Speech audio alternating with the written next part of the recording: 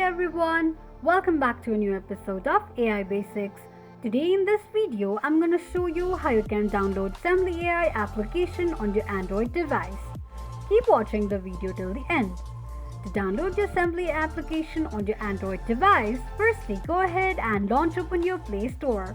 On the search box at the top, type in Sembly AI and make a search. You're going to see the search results displayed on the screen. Simply tap on Install button right next to the application to begin the downloading process. While downloading an application, make sure that you are connected to a strong internet. Once the application is downloaded, tap on Open button to launch the application.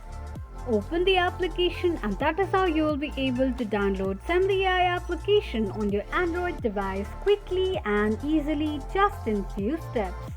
If you have any thoughts or queries, let us know in the comments section. Don't forget to subscribe to our channel. Also press the notification bell icon so that YouTube will notify you whenever we post a new video. I hope this video was helpful to you. Thank you so much for watching.